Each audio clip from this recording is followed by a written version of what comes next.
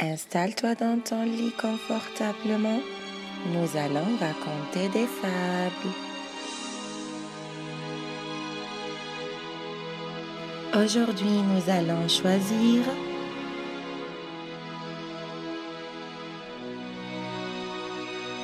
le pot de terre et le pot de fer.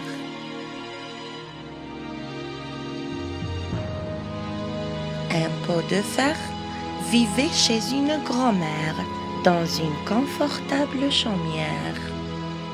Chaque matin, la vieille l'empoignait par son anse, descendait à la rivière, l'immergeait dans l'eau glacée et l'en ressortait aussitôt, plein ras bord. Puis, elle remontait lentement jusqu'à la maison.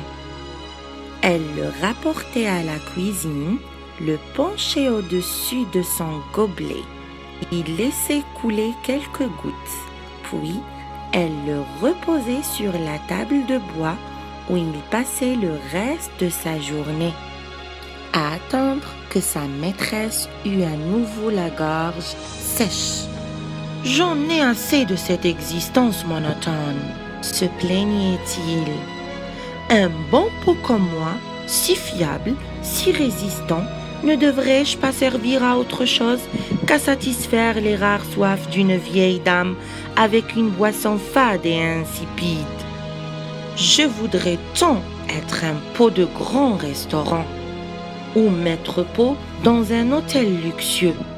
J'aimerais qu'on me remplisse de café corsé pour le petit déjeuner, qu'on m'inonde de jus de fruits pour le goûter, qu'on me comble de thé réconfortant après le souper. Je voudrais qu'on m'empoigne passionnément pour étancher les plus grands soifs. » Un jour, il proposa au pot de terre qui trônait sur le manteau de la cheminée. « Si nous partions en voyage, je crois qu'il serait plus sage de rester tranquillement au coin du feu, » répondit le pot de terre.